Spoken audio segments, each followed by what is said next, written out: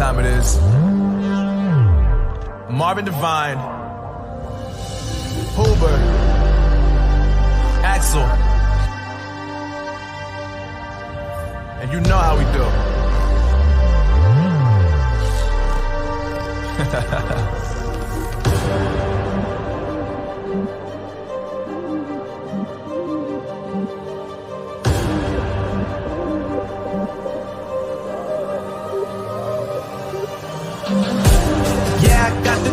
Yeah, I got the juice. Big game cool, make them look like cool. Always play it cool, that's the biggest rule.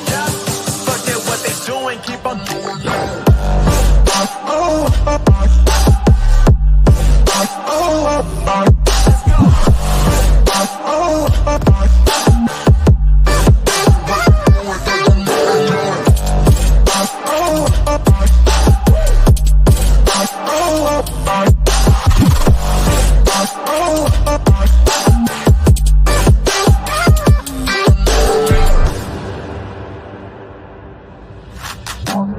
I've been making loot since like 22. Ask me how I made it right here in the booth. I'm always pursued cause of what I pursue. That's greatness, yeah, I gotta make it, I got things to lose. Boy, wanna get in my crew, but you can't get in my crew. Me, XL, and Huber, way too fireable. When this joint drop, better call the troops. And when you hear the drop, better raise the roof. Better raise the roof. You already know what happens when we link up. Let's go. Yeah, I got the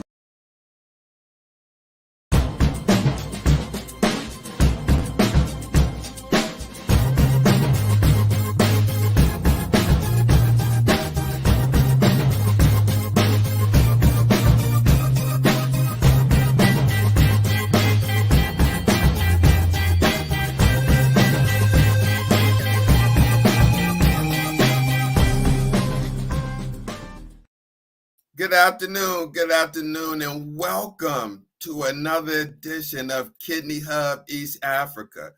I am your host, Steve Belcher, also known as Steve the Kidney Nurse. What's going on, everyone? How's everyone's week been? I tell you, this has been one long week. We're about to start another week. Also, as this show is going on right now, unfortunately, is someone being diagnosed with kidney failure. Okay, every day, 7 days a week, 24 hours a day, someone is being diagnosed with either kidney disease or kidney failure. Now, today's show, we're going to pretty much talk about home dialysis and outpatient or in-center hemodialysis, pretty much give an overview of what these two treatment options are about, especially if you or a loved one is about to start within the near future dialysis and you don't know what treatment option to decide on. Hopefully this show would shed some light and help you with your decision.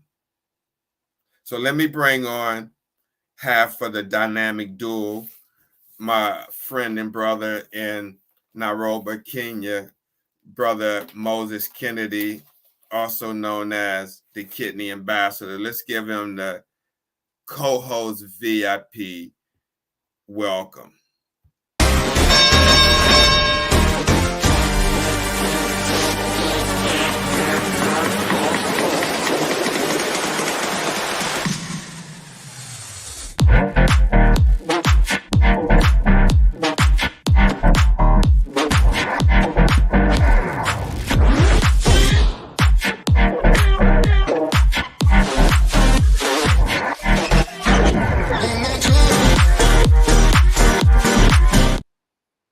So we seem to have lost Brother Moses during the intro.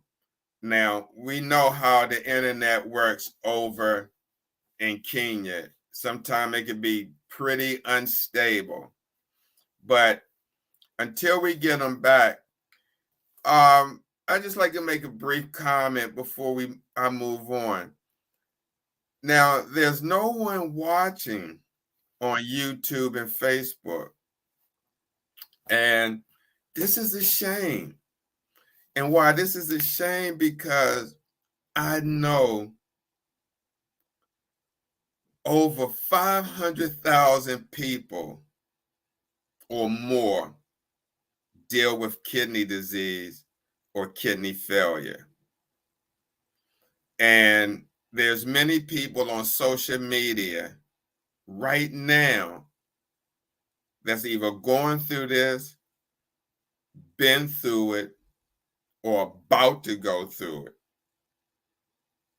And this is where education starts. So no one can say, oh, there's no education, lack of education. It's here.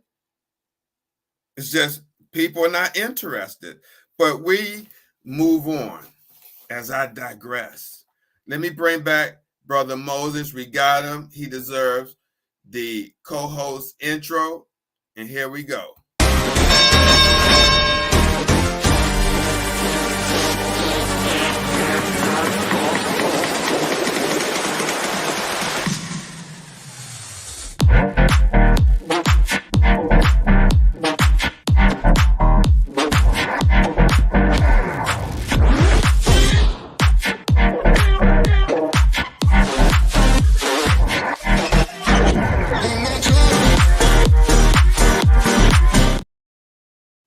Brother Moses, how are you this evening or this morning?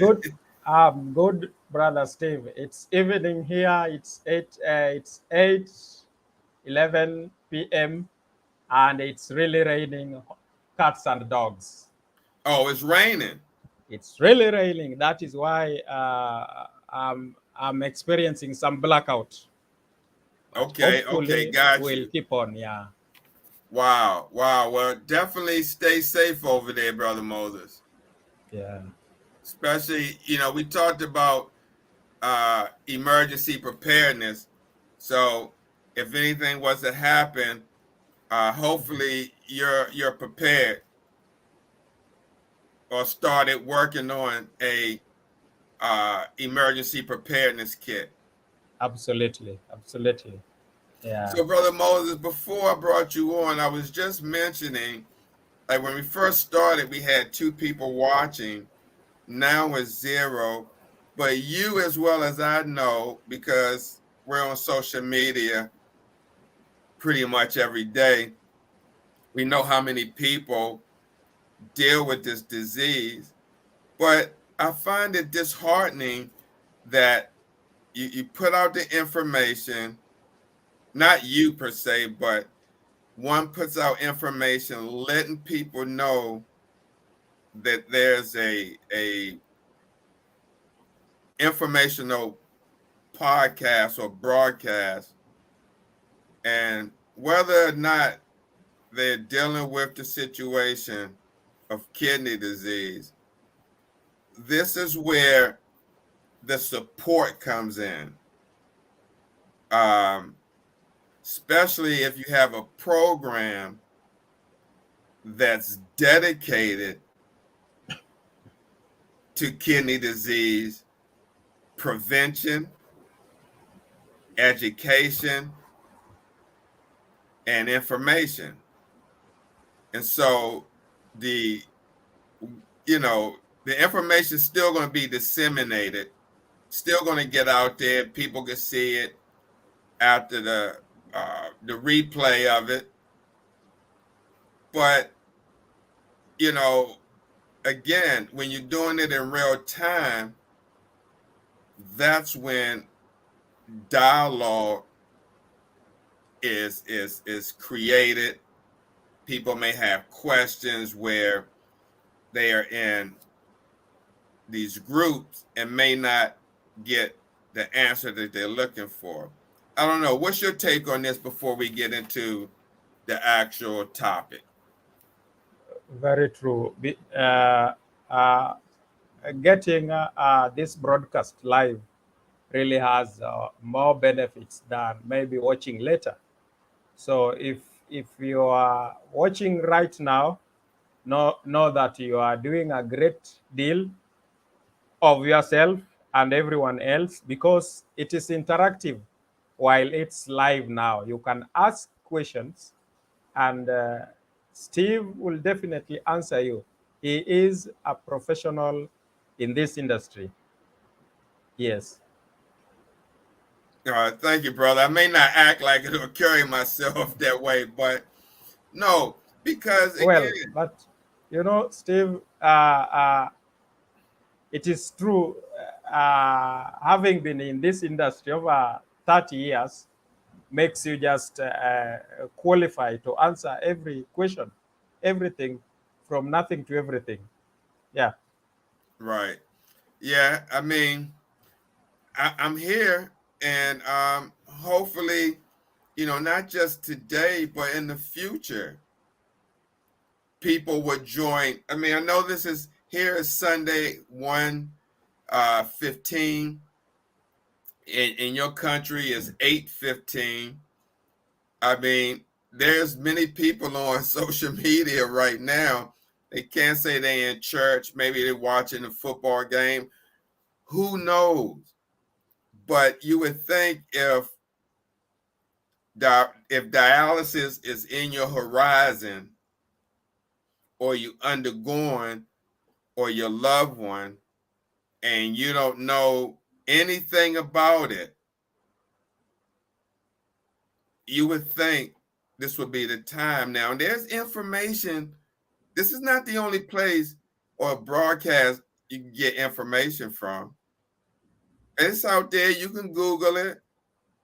But a lot of people have a hard time understanding this information they have on the internet. Oh, what is that? What is this? What is in-center hemodialysis? What is home dialysis? What do they mean by infection? Infection where? What is a catheter? So, with that being said, Brother Moses, when you got diagnosed with kidney failure, you really, and many of the brothers and sisters in Kenya that are now and that will be in the future impacted by kidney failure, don't have too many options to choose from when it comes to treating your condition. Talk about that. Well, Steve, as you know, Kenya is a young nation, and being in, say, developing economy, there are so many challenges, especially political instability, that harbor even this advancement in medicine. And so is why chronic diseases are having had a very difficult challenge to meet the standards that is required. Now, if at all you are diagnosed with kidney failure, that is end stage renal kidney disease or stage 5, then it means you have just few options to choose from. Number one, you can opt for dialysis.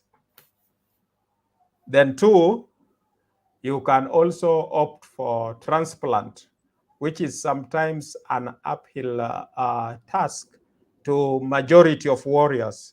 Why? Because the cost of transplant is really high up, that majority of patients cannot meet. And what if at all you happen to do a transplant, then how do you maintain your grafted organ with anti-rejectory drugs? They are also very expensive, and in no way the government caters for that. Now, the most probably option that you are left with is dialysis, that the government provides twice a week, uh, 8 hours. That is 4 hours each session.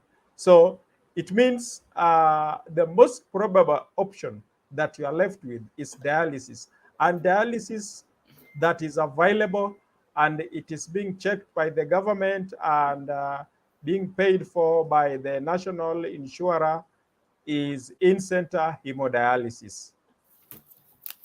Wow. So basically, many of your cohorts that undergo kidney dialysis outpatient with you have to go outpatient pretty much. True? Yes, it is outpatient. Uh, Outpatient in-center hemodialysis. Mm-hmm. Mm-hmm. Yeah, it's the Yeah. same thing, interchangeable. Okay. Yeah. So maybe there are few warriors who are aware of home dialysis, but it is something that it is not available. I will say it is not available. You know, if even if 1,000 out of uh, 55 million citizens, it is still not accessible. It is, yeah, the number is quite infinity. Okay. Yeah. All right. All right. So let's talk about what in-center hemodialysis is. So in-center hemodialysis is a type of dialysis treatment that takes place in an outpatient dialysis clinic. And you see them all over here in the United States. You see the DaVitas, you see the Fresenius, you may see other dialysis clinics, but this is where outpatient hemodialysis treatment takes place. And it's a common form of dialysis therapy for individuals with kidney failure, um, basically who requires regular dialysis to remove waste products and excess fluid from the blood. So on the average, most people that attend these treatments, dialysis, is 3 times a week, anywhere from 3 to 4.5 hours. It could range from 3 hours, or it could be less. Some patients may say, "Oh, I only run 2.5 hours 2 times a week." So it depends. Each situation is different, but on the regular, the treatment is 3 to 4.5 hours 3 times a week in the United States. In Kenya, where Brother Moses resides, the treatment, as he mentioned, that the National Health Service will pay for is 2 days a week, 4 hours treatment. And so here in the United States, they're only getting 1 more hour of treatment than Brother Moses. If someone was to do a standard 3 hours 3 times a week, that's 9 hours of treatment a week. Brother Moses gets 8 hours of treatment per week. If you have somebody on for 4 hours 3 times a week, that's 12 hours a week of treatment. And we know for a healthy person, their kidneys function 24 hours, 7 days a week. So the kidneys constantly functioning, making urine. Person is eliminating the urine or urinating, opposed to someone with limited kidney function or no kidney function may have to rely on dialysis. So, inside the outpatient clinic, one receives hemodialysis treatment under the supervision of a nurse. So, what it is, these are the players at an outpatient dialysis clinic. Now, Brother Moses' clinic may be different. We'll ask him, but here in the United States, here are the cast of characters at an outpatient hemodialysis center. You got the medical director, that's the MD. Whatever he says goes. You got the administrator. You got the dietitian. You got the social worker. You got the biomedical person, the person that fixed the machines. Then you got the charge nurse. You may have, well, let me back that up. After the administrator, whether it's a registered nurse or a person with a business degree, a non-clinical person, depending on who's the administrator, will depend on if you got a clinical coordinator. You may have a clinical coordinator either way. Then you have the charge nurse, then your staff nurses, and then the dialysis technicians. Those are the cast of characters you're going to see in an outpatient hemodialysis facility. Now, the technicians and the nurses do the line work. And what I mean by line work is initiating treatment, discontinuing treatment, and intervening if something was to go wrong. Now, let's ask Brother Moses. Brother Moses, in Kenya, what does your clinic or regular dialysis clinic consist of, far as the staffing, the healthcare professionals that work there? Okay, majority of dialysis units in Kenya,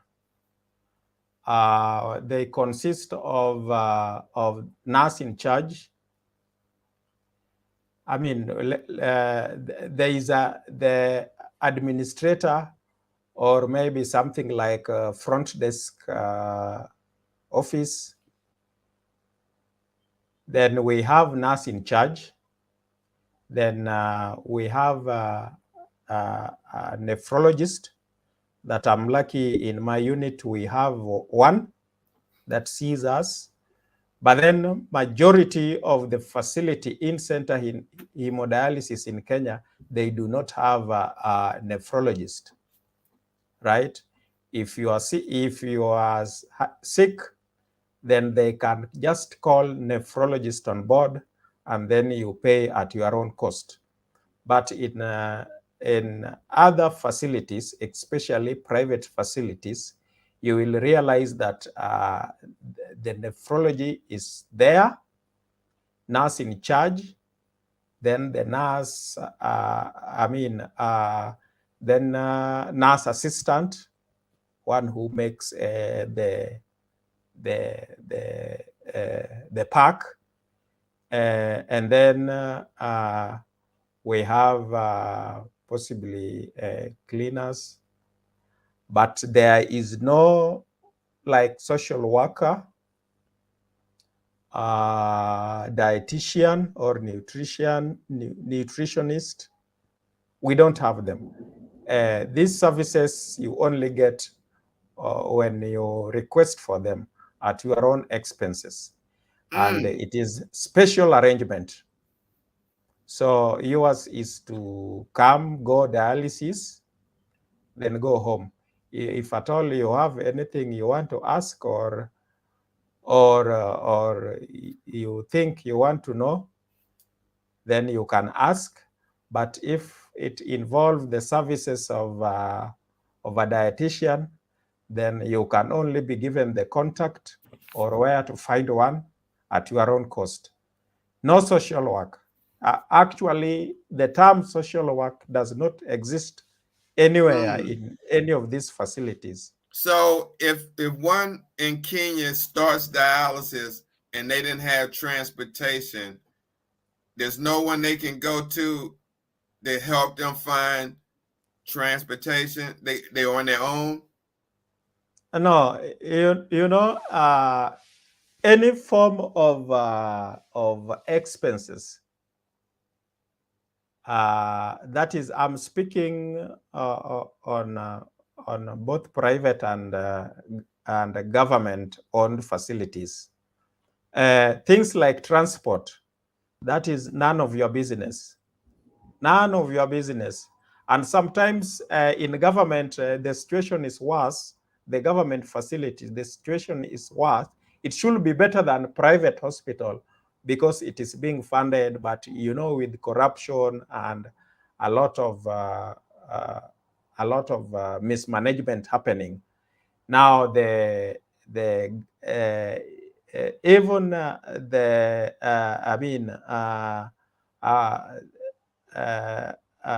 consumables that are used, sometimes you realize the previous supplier was never paid, so he has delayed supplying. So there is total disruption, and you realize there is an exodus, mass exodus from government hospital to private facilities, and this is sometimes overwhelmed, making a private hospital being overwhelmed. But again, this is the reason why those private facilities that are not providing even good quality of dialysis are mushrooming, because there is market, there is space still, there is some gray areas to capitalize on. Yes. Okay. So that's what it looks like at Brother Moses Clinic. Like you said, there's a nurse, the people in the front office, then the staff. You got a couple of aides. It looks like maybe they don't have the same type of administrative structure that they have here in the United States, but when it comes to line workers, it looks about the same. Nurse technicians, charge nurse. We don't have CNAs to make packs. The technicians make their own packs, or the nurse. Yes. But also at outpatient dialysis, you have something called staff ratio. And here in the United States, what this is, this number can vary here in the United States on what state you're in. And the staff ratio is the number of technician or nurses you have to care for the patients. So here in the Baltimore, DC area, Washington, Baltimore area, however you want to call it, the staffing ratio is one technician per every 3 patients. So I go to work tomorrow, I got a patient assignment, I'm going to have 3 patients. You go to Georgia or North Carolina, it may be 4 or 5 patients to one person. You go to South Carolina, it may be 6 to 1. Other places they may have called team nursing, where you have a bay of patients. It could be like 12 patients in a bay, and have 3 people, 2 techs and the nurse. And a lot of companies, depending on what the state law is for staffing ratio, they try to bend it for us, the companies, or push the envelope, especially if they're short of staff. Okay. So here somebody calls out, 2 people call out. These patients got to be treated. Somebody's going to have more than the usual amount. And this is where mistakes can happen. Rushing, putting that pressure on the staff person. So typically there's a team of nurses and technicians who's supposed to work closely together to provide care. All right. Now, again, each place is different. Brother Moses, how is it in Kenya? How many patients per staff? Well, what I know, most facilities are understaffed. I'm not sure of the standard ratio that is permissible here in Kenya. But what I know is that they are understaffed because having appropriate number of staff means reducing it will consume the better part of the profit. So that is the truth I know. Yes. So let me ask you this. When you go to dialysis, the person that puts you on dialysis, who starts your treatment, how many other people is that person working with? I see about 6. The person that put you on is working with 6 other people. Yes, about 6, 5. So that 6. means 7. Yes. Yeah, including yourself. Sometimes 7, including myself, but it varies because maybe one goes on off or something like leave. Yeah. No, I understand that, maybe go on break, but I'm talking about on a regular day when they're not on break and they're initiating the treatment, the person that put you on, and like when you start the shift, the person that put you on is putting on 6 other people as well. Yes, 6 other people. And so do each of you have a treatment time that you got to come and they put you on, or is it first come, first serve? First come, first serve. Wow. Yeah. So what's your start time? Sorry? What's supposed to be your start time? Like, what time do they tell you to get to treatment? 8 by 8 a.m. in the morning. The first session begins. Then thereafter, now, people will go at different time intervals. There are those who are taking 3 hours, 4 hours, 3.5. And then second session comes again. But they're doing 3.5 twice a week. Yes, there are people who are doing 3.5 twice a week. Are you still urinate? Some do. I've interacted with few, they do. But again, majority just go 4 hours. Yeah, that would seem to be the most quality treatment, getting 4 hours, because we know the more dialysis, the better the outcome. Oh yes, yeah. Oh yes, yeah. But sometimes because of lack of knowledge, a patient complains that he has overstayed in the machine. So just Just remove me. I want to go home. Get me off this hook. And, you know, customers will. You can't deny. You know, whereas most of them operate on profit-based organization, it is profit over somebody's health. And profits over patients. Yes. So if a patient decides, no, I'm very tired, I'm going home, or I'm getting late, I want to go and bury my uncle, right? You know, with we in Kenya, I mean in Africa as a whole, we have a certain aspect of how we view life.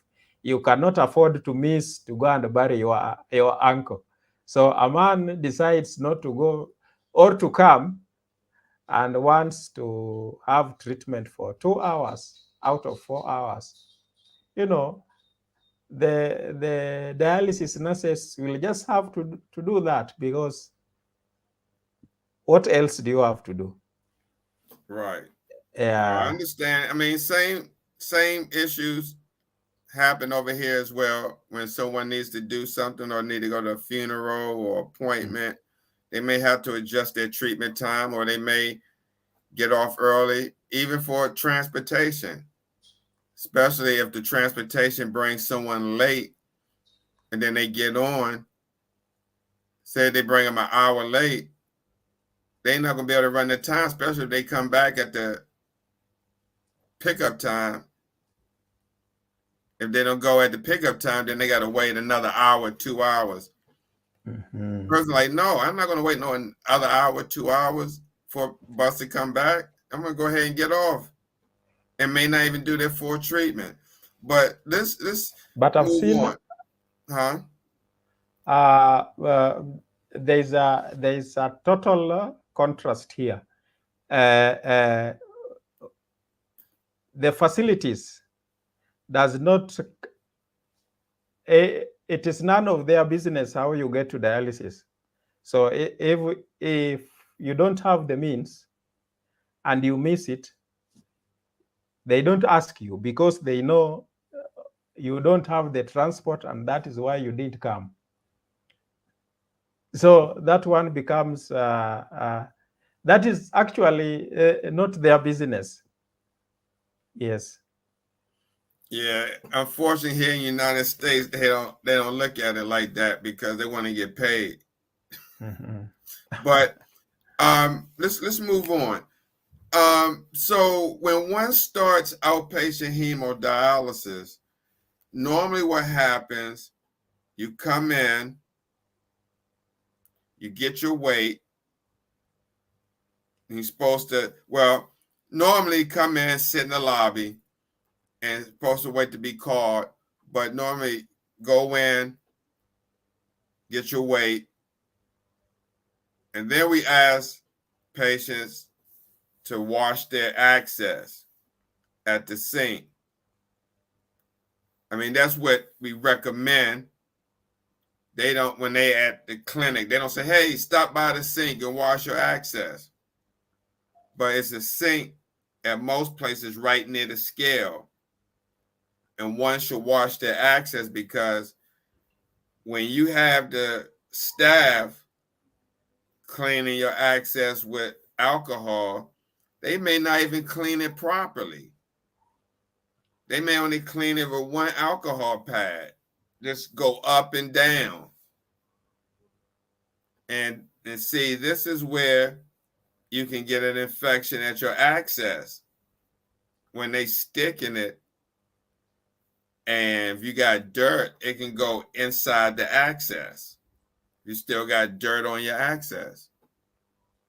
But normally what happens, you go to the scale, get your weight, wash your access, then you come to the chair, hand the weight over, and during that time, they're supposed to get your vital signs. Meaning, some places they do standing blood pressure, sitting blood pressure, your pulse, and temperature. A lot of times here now in the United States, they're getting the temperature out in the lobby area because of COVID. So when you come in, you get your pre-vitals, you sit down, and then the caregiver will start the treatment. Now, during hemodialysis, anywhere from 3 to 4.5 hours you may run. Some patients I've seen run 5 hours. But during that time, complications can arise at the outpatient dialysis center. Make no mistakes, complications can arise, and it's crucial. I can't explain how crucial it is to be aware of these complications and how to react or respond when these complications arise. And you're like, Steve, what complication? We're going to give you some, but there's many. We're going to give you about 5 on this broadcast that you could take away and look at your own situation to make sure you don't become victims of these complications. You may already experience some of these complications. I don't know. But if you're just starting dialysis or your loved one, you need to be aware of these complications we're about to mention that could possibly happen at outpatient hemodialysis. Some of those complications include infection. The presence of a hemodialysis catheter or access site increases the risk of infections. Just having that catheter up here, or like we just mentioned, in your arm and not washing it, increases the risk of infection. So how do we combat that? Proper hygiene practices and regular monitoring of the access site are essential to prevent infection. Number 2, hypotension, another complication. Like, what is hypotension? That's low blood pressure. And why do you may get it? Because rapid fluid removal during hemodialysis can lead to low blood pressure, causing dizziness, nausea, and even fainting. Some warriors had left out the dialysis unit and passed out in the parking lot. I treated a woman 2 weeks ago. Son-in-law pushed her. She was in a wheelchair, got her in the car, take her back to the nursing home. It's about 90 degrees outside. He comes running back in. Hey, my mother-in-law's in the car. Something's going on. I don't know. We come running outside. She's in the car, sitting in the front seat like this, drooling, just like that. So we had to, I pushed the seat back, reclined the seat, told them to cut the AC on blast. I run back in the unit, get some cold compresses, and the automatic blood pressure cup. Come back outside, put the blood pressure cup on,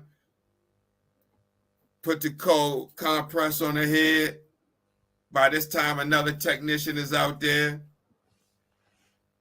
So she starts to come around, blood pressure's going up. She's feeling a lot better. But this can happen. This is just one incident out of hundreds that take place Monday, Wednesday, Friday, or Tuesday, Thursday, Saturday. Low blood pressure.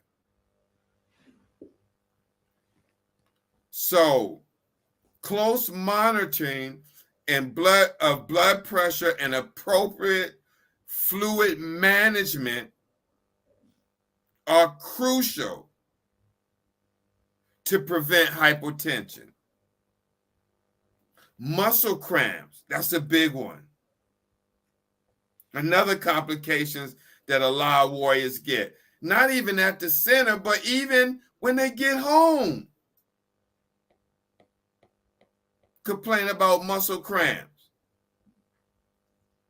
So dialysis can sometimes cause muscle cramps due to removal of electrolytes from the body. That's why removing electrolytes, reshifting, we're pulling off fluid. That's why they say gain between 1 to 3 liters between treatment. And if you still urinate, you're able to gain, instead of 32 ounces, maybe 42 ounces, 48 ounces, if you still urinate. But adequate hydration and proper management of electrolytes levels can help minimize this complication of muscle cramps. Then we have dialysis disequilibrium syndrome. I'm like, you're using these big words. What is that? This is a rare but serious complication that can occur when there is rapid decrease in urea during dialysis. So that means moving waste too fast. That's why when they first start you out on dialysis, your blood flow rate is 200.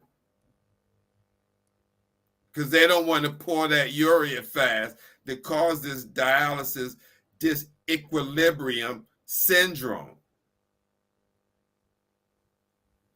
You're like, what is disequilibrium syndrome? So this is symptoms such as headache, nausea, restlessness, and seizures because of the rapid removal of urea or waste.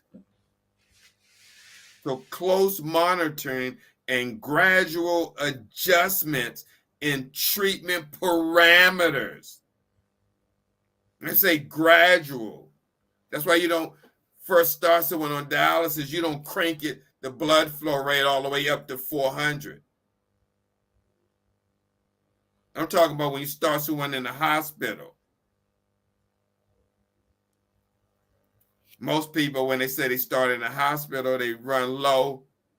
Blood flow rate is 200. They may run 2 hours, not pull off anything. Then we gradually increase the blood pump, the time. Maybe next treatment is 2.5 hours. Then after that is 3 hours. And then when you get to your unit, they may run you 4. You're like, what happened? I was in the hospital, a doctor ran me 3 hours. It's different now. And the last one, complication, is more than this. We just giving you 5. If you want to know more, you got to come back and more will be revealed. But number 5 complication is access site. Your AV graft or fistula or your catheter. If the access site for dialysis, such as a fistula or graft, even the catheter becomes blocked or infected, it can lead to complications such as clotting, infection, or reduced blood flow. Now, regular monitoring and care of the access site are crucial to preventing these complications. Now, it's important for your dialysis team and yourself, if you go to dialysis, even if you're a caregiver, you too, it's important for everyone in the outpatient hemodialysis center to be vigilant in monitoring patients, because the healthcare people may fail you. So now you got to do it yourself. Include your family.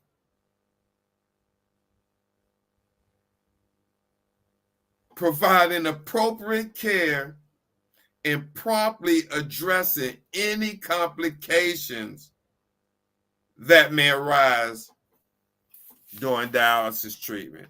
Now, Brother Moses, before we move on, we got about 10, 15 minutes to spare. I'm just going to go through home hemo. It's pretty much the same.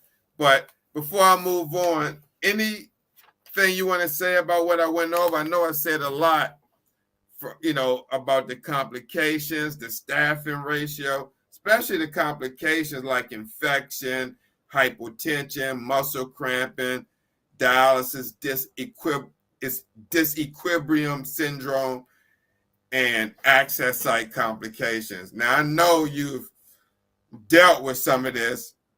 Yeah, Brother Steve, the most common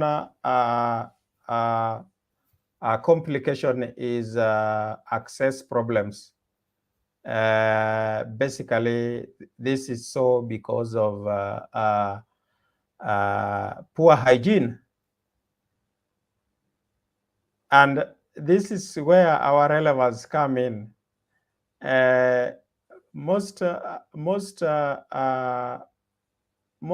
warriors do not recognize the importance of hand hygiene, and even if they practice, then they don't follow the right protocol, brother. So that is a point that we must emphasize on. And I've also seen another complication, though you've not mentioned it. I've seen a warrior the body is just itching while on dialysis, though I've experienced after, but then I've seen one experience it while on dialysis.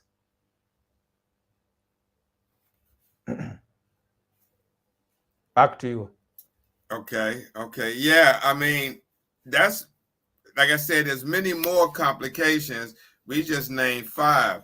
But yeah, itching is one. The medical name for that is pruritus. So absolutely, that could be from high phosphorus to dry skin to diabetes. I had put up a comment, and Ms. Vern, I will reach out to you soon about coming on the show to support and give kidney warriors, like you say, that extra hope. I appreciate you commenting and watching and supporting the show. So sounds like a good idea. Brother Moses, as we move on and come to not actually a close, we still maybe have about 15 more minutes, because I know we're going to go over the show, over the show time. But home dialysis, which is not an option for you at this moment, would possibly be a great option and help many warriors in East Africa, especially Kenya. But for people that's watching this show that's new, that have no understanding of dialysis, we just finished talking about doing dialysis in center. Now, kidney warriors, people affected by kidney failure, have an option of doing this treatment at home in the United States. Now, home hemodialysis is a treatment option, again, for individuals with kidney failure that allows them to receive dialysis treatment in the comfort of their own home. Now, it involves the use of a hemodialysis machine, which is much smaller than the machines that they use in center. And what this machine does is filter waste and excess fluid from the blood. And this type of treatment definitely requires active involvement from the patient and their caregiver. You can't slouch on home dialysis. You really have to be intentional with this. You have to have the space, the available space to do it, access to water source, which most people have in their house. You have the needed space for supplies and the space to do your treatment, whether it's in your bedroom or a spare room. And again, it requires involvement from your spouse. And if you don't have a spouse, they will allow you to do it at home on your own, but you should have someone close by, like a neighbor or someone you can call if something should go wrong, so you can let them know that you're undergoing this treatment and to check on them. Now, in a home dialysis center, because this is where the training takes place at an outpatient hemodialysis center, the clinic plays a crucial role in providing the necessary support and training to patients and their caregivers. Some places you may see people coming, and instead of going into the clinic, they may be going to another part of the building. And they may be going to home dialysis training. So the clinic staff typically, again, includes everyone we talked about at the dialysis center that trains. The medical director, the administrator, the charge nurse, staff nurses, technician. But now you have a home dialysis section now, which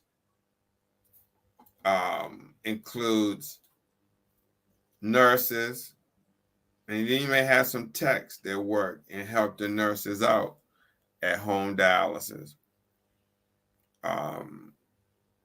And again, pretty much home dialysis training, they're going to train you to do home dialysis on your own. Maybe it's 10 weeks. Most places vary. For this program, we're going to just say 8 weeks. But again, some places may vary. Excuse me. I teach you everything you need to know about home dialysis, the numbers you need to call if you have any problems. They may even come out to your house to look at your setup, to maybe approve or disapprove, to see if this is going to work. You do have complications as well. And this is where now, instead of the staff handling the complications at the in center, Now it's on you to handle these complications. And this is where you come into play and say, are you able, once you know everything that can happen, will you be able to address these complications, or will you panic? Some people panic because they never experienced a complication or a situation, medical situation. So again, we're going to give 5 common complications that can occur during home hemo. And this is where it's crucial for the patient and the caregivers to be aware of them and how to address it. The first one, just like in center, infection. Infections can occur at the access site, which is the area where the dialysis needles are inserted. So again, proper hygiene is important, whether you do it at home or in center. Hygiene or proper hygiene play a key role in preventing getting an infection. Number 2, bleeding. After dialysis, you could bleed at home.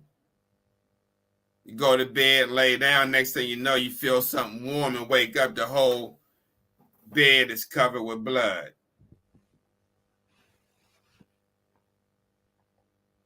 Fluid and electrolyte balance or imbalance. See, if you're not strict or watching what you do, this can turn around against you.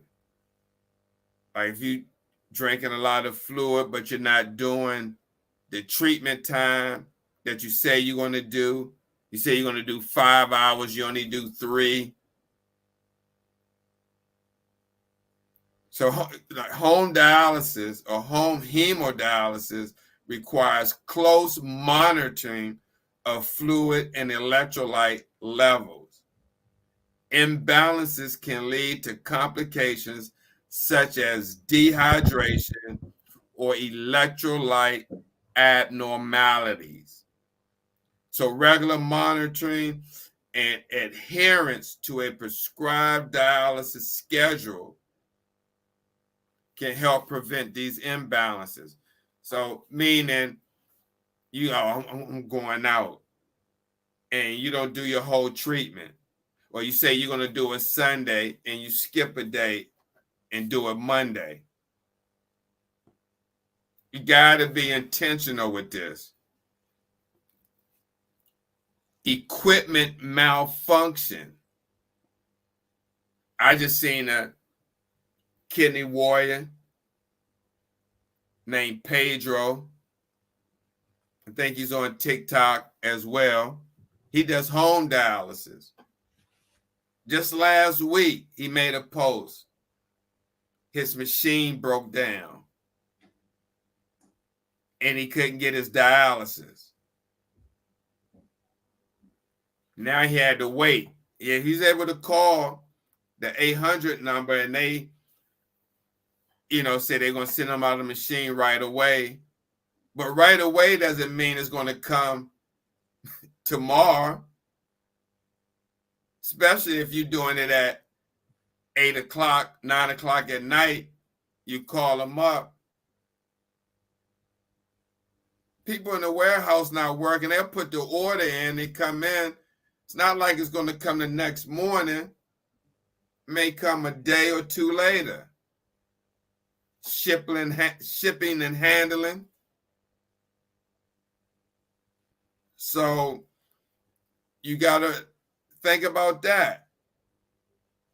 Home hemodialysis machines can occasionally experience technical issues or malfunctions. Patients and caregivers should be trained on troubleshooting techniques and have access to technical support from the clinic. So that means if your machine breaks down, this is not the time to be panicking or going haywire. And number 5 complication, vascular access complication. Vascular access is critical for hemodialysis, and complications such as clotting, infection, or stenosis, which is narrowing of the vein. You ever hear somebody say, oh, your access is starting to get stenosed? That means it's narrowing. And so vascular access is critical for hemodialysis, and complicated, like I said, clotting, infection, or stenosis can occur. Regular monitoring and maintenance of the access site is necessary to prevent these complications. So, with that being said, those are the 2 treatment options that we talked about today on the program: outpatient or in-center hemodialysis and home dialysis. Brother Moses, even though you don't perform home hemodialysis in Kenya, what would you like to say about home hemodialysis? Well, from my research, I've realized that home dialysis is better than in-center hemodialysis. It has, in fact, a lot of freedom even towards the diet, because most patient complains about diet restriction, especially when you are in-center hemodialysis.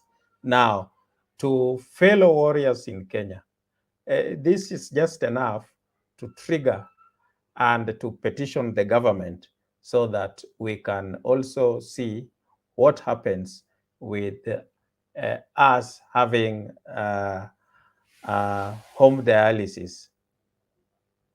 Back to you, Steve.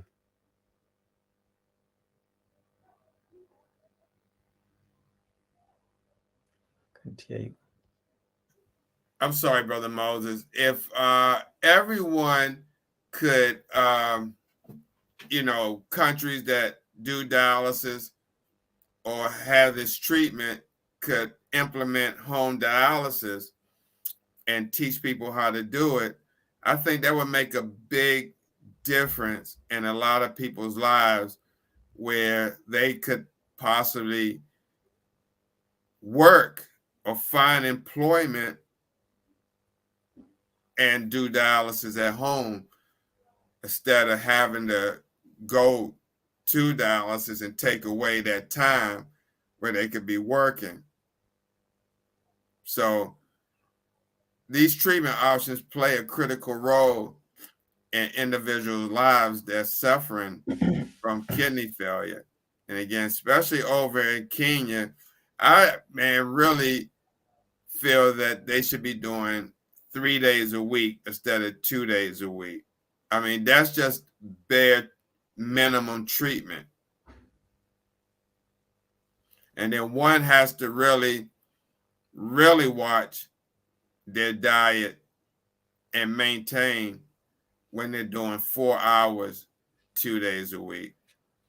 Brother Moses, any last words before we end the broadcast? It's been a great show. We didn't have any interruptions or internet lag, so I'm very grateful for that. Thank you. Any last or parting words before we end our broadcast?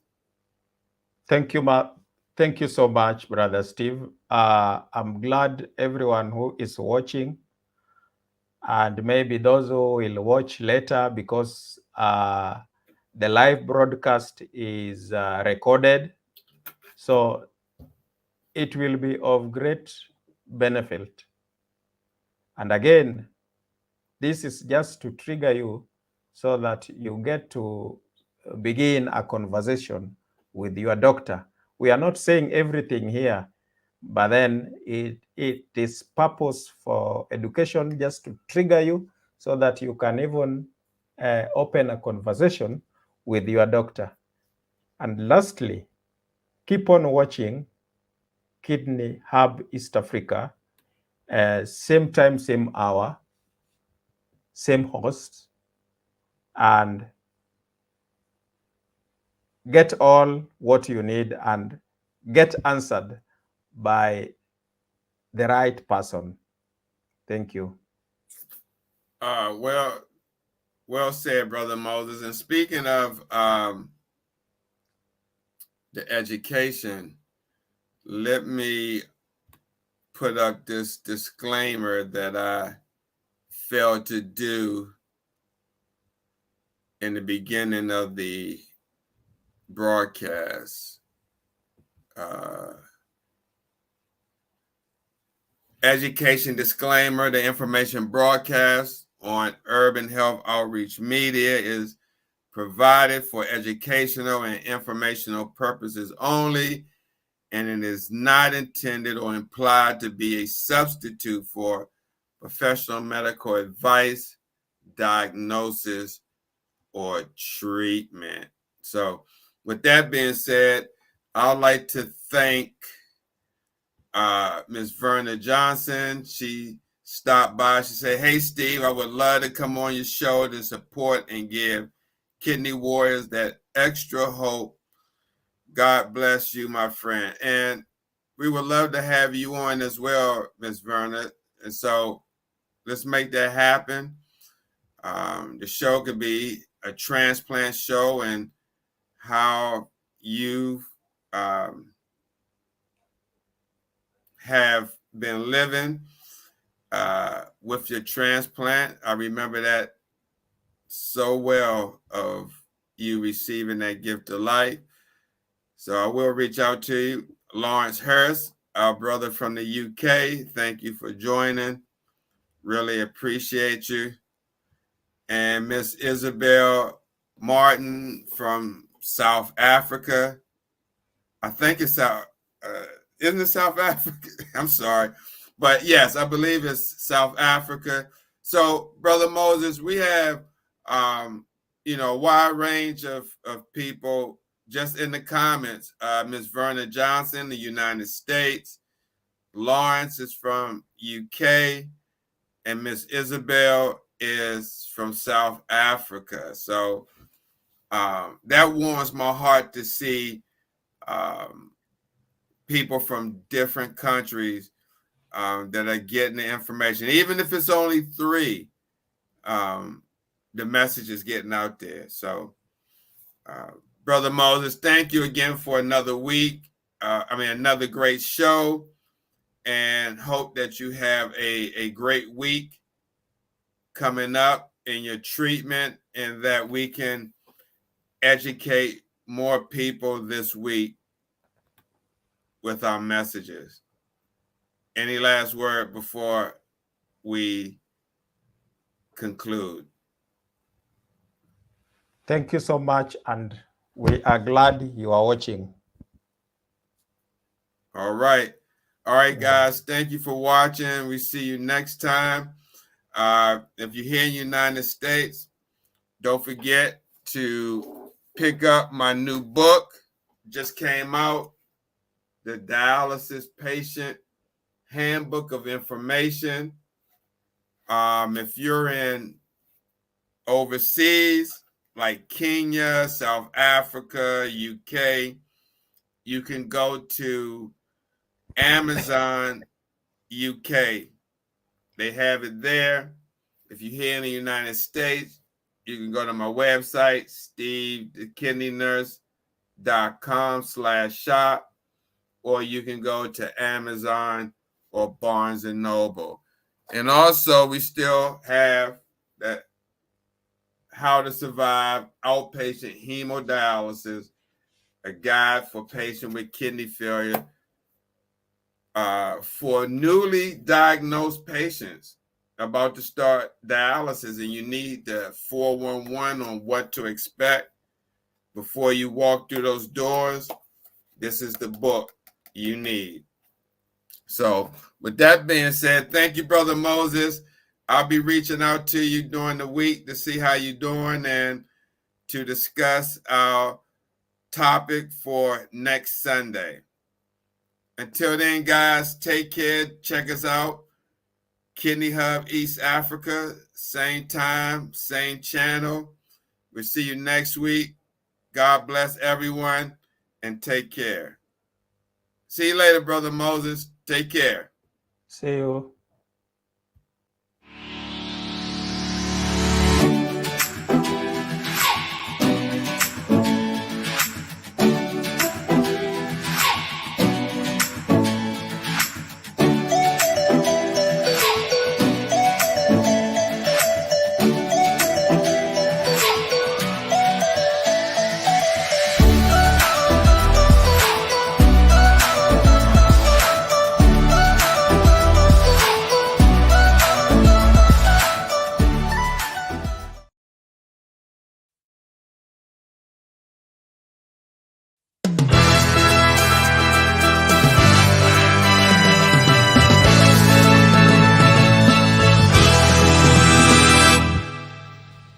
Hello, I'm Darren. We have breaking news. More than 600,000 Americans have kidney failure. While the number of people with kidney failure is enormous, the number of people with its precursor, chronic kidney disease, is staggering. An estimated 31 million Americans, or about 10% of the US population. Diabetes and hypertension cause 2/3 of all cases of kidney disease. 1 out of every 3 Americans is at risk for kidney disease, and kidney disease is now among the top 10 causes of death in the United States. In addition, 9 out of 10 people with early to moderate kidney disease don't know they have it, putting their health in jeopardy. Are you at risk? For more information, contact urbankidneyalliance.org. The life you save may be yours.